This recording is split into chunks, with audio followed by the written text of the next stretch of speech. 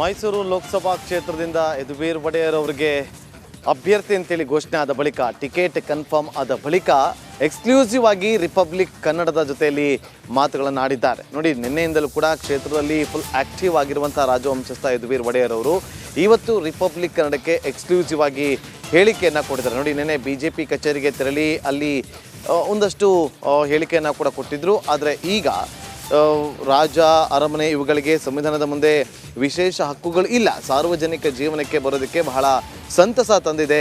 Ticket ಸಿಕ್ಕಿದ ಬಗ್ಗೆ republic ಕನ್ನಡದೊಂದಿಗೆ ಮಾತುಗಳನ್ನು ಆಡಿದರೆ ಏನೇ ಬದಲಾವಣೆ ತರಬೇಕಾದ್ರೆ ರಾಜಕೀಯದ ಮೂಲಕವೇ ಸಾಧ್ಯ, ನನ್ನದೇ ಆದಂತಹ ವೃತ್ತಿ ಜೀವನ ಆರಂಭಿಸಲು ಇದೊಂದು ಅವಕಾಶ ಅಂತೇಳಿ ರಿಪಬ್ಲಿಕ್ ಕನ್ನಡಕ್ಕೆ ಯದುವೀರ್ ಅವರು ಎಕ್ಸ್ಕ್ಲೂಸಿವ್ ಆಗಿ ತಮ್ಮ ಮನದಾಳದ ಮಾತನ್ನು ಹಂಚಿಕೊಂಡಿದ್ದಾರೆ. ಕೇಳಿ.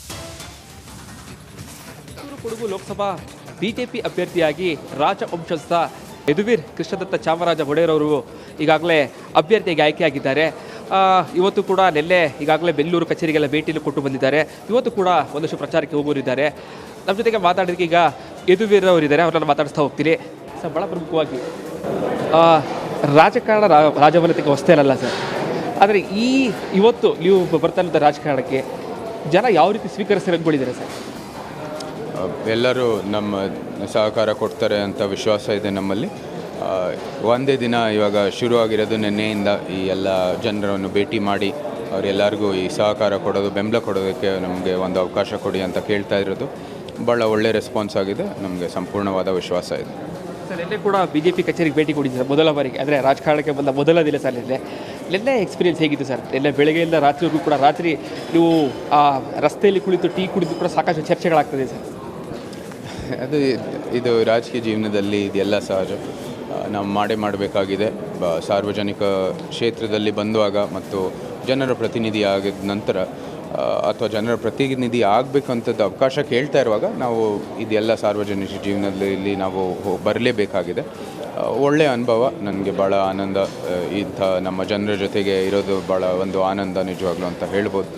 ಮತ್ತು ಅವ್ರಿಗೆ ಒಂದು ನಿಜವಾದ ಒಂದು ಆರ್ಗ್ಯಾನಿಕ್ ಡೆವಲಪ್ಮೆಂಟು ಕೊಡೋದಕ್ಕೆ ಒಂದು ಅವಕಾಶ ಇದ್ದರೆ ನಾನು ಕೊಡ್ತೀನಿ. ಯದುವೀರ್ ಅವ್ರಿಗೆ ಸರ್ ರಾಜಕಾರಣ ಹೊಸ್ತಲ್ಲ ಸರ್, ಅಂದರೆ ಅವ್ರು ನಿಮ್ಮ ತಂದೆಯವರು ಕೂಡ 4 ಬಾರಿ ಸಂಸದರಾಗಿದ್ದರು ಸರ್.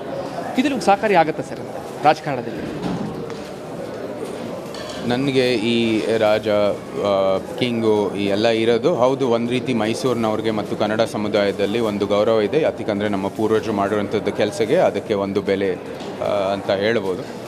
ಆದರೆ ನಿಜವಾಗ್ಲೂ ನೀವು ನೋಡೋಕ್ಕೆ ಹೋದರೆ ಸಂವಿಧಾನದ ಮುಂದೆ, ಕಾನೂನು ಮುಂದೆ ಇದಕ್ಕೇನೂ ವಿಶೇಷವಾದ ಹಕ್ಕುಗಳು ಇಲ್ಲ. ಅದೆಲ್ಲನೂ 72 ಅಲ್ಲೇ ರದ್ದನ್ನು ಮಾಡಿದ್ರು. ಇವತ್ತಿನ ವ್ಯವಸ್ಥೆಯಲ್ಲಿ ನಮಗೆ ಏನೇ ಆದರೂ ಒಂದು ಬದಲಾವಣೆ ತರಬೇಕಂದ್ರೆ ಅದು ಬರೀ ಈ ರಾಜಕೀಯದ ಮೂಲಕ ನಾವು ತರ್ಬೋದು. ಸೊ ಅದಕ್ಕಾಗಿ ಜನರಲ್ಲಿ ನಾನು ಒಂದು ಅವಕಾಶ ಕೇಳ್ತಾ ಇದ್ದೀನಿ. ನನ್ನ ವೃತ್ತಿ ಜೀವನಕ್ಕೊಂದು ನನ್ನದೇ ಆದ ಒಂದು ವೃತ್ತಿ ಜೀವನವನ್ನು ಸೃಷ್ಟಿಸಲು ಒಂದು ಅವಕಾಶ ಕೊಡಿ ಮತ್ತು ನಿಮಗೆ ಒಂದು ದೊಡ್ಡ ಸೇವೆ ಮಾಡೋದಕ್ಕೆ, ಈ ಕ್ಷೇತ್ರದ ಅಭಿವೃದ್ಧಿ ಮಾಡೋದಕ್ಕೆ ನಮಗೆ ಒಂದು ಅವಕಾಶ ಕೊಡಿ. ಯದುವೀರ್ ರಾಜಕಾರಣಕ್ಕೆ ಯಾಕೆ ಬಂದರು ಅನ್ನೋದಕ್ಕೆ ಒಂದಷ್ಟು ಪ್ರಶ್ನೆಗಳು, ಒಂದು ಚರ್ಚೆಗಳಾಗ್ತಿದೆ ಸರ್. ಯದುವೀರ್ಗೆ ರಾಜಕಾರಣಕ್ಕೆ ಬೇಕಿತ್ತ ಸರ್ ಅಂತ? ಅಗೇನ್ ನಾನು ಹೇಳ್ತೇನೆ, ಇವತ್ತಿನ ವ್ಯವಸ್ಥೆಯಲ್ಲಿ ನಿಜವಾದ ಬದಲಾವಣೆ ಮತ್ತು ನಿಜವಾದ ಬೆಂಬಲ ಬೇಕಂದರೆ ಅದು ಬರೀ ರಾಜಕೀಯದ ಮೂಲಕ ಆಗುತ್ತೆ. ಈ ಕ್ಷೇತ್ರದಲ್ಲಿ ಆದಷ್ಟು ಅಭಿವೃದ್ಧಿ ಕೆಲಸ ಅನೇಕರು ಮಾಡ್ಕೊಂಡು ಬಂದಿದ್ದಾರೆ, ಅದೆಲ್ಲನೂ ಮುಂದುವರಿಬೇಕಾಗಿದೆ. ಮತ್ತು ನಿಮಗೆ ದೊಡ್ಡ ಮಟ್ಟದಲ್ಲಿ ಅಧಿಕಾರ ಇರುವಾಗ ಮತ್ತು ಜನರ ಪ್ರತಿನಿಧಿಯಾಗಿ ನಿಮಗೆ ಭಾಳ ದೊಡ್ಡ ಅವಕಾಶ ಇದೆ ದೊಡ್ಡ ಮಟ್ಟದಲ್ಲಿ ಬದಲಾವಣೆ ತರೋದಕ್ಕೆ. ಇದಿಷ್ಟು ರಾಜವಂಶಸ್ಥರಾದಂತಹ ಯದುವೀರ್ ಕೃಷ್ಣದತ್ತ ಚಾಮರಾಜ ಒಡೆಯರ್ ಅವರ ಮಾತುಗಳು. ಮೈಸೂರು ಬಗ್ಗೆ ಸಾಕಷ್ಟು ಕನಸುಗಳನ್ನು ಇಟ್ಕೊಂಡಿದ್ದಾರೆ.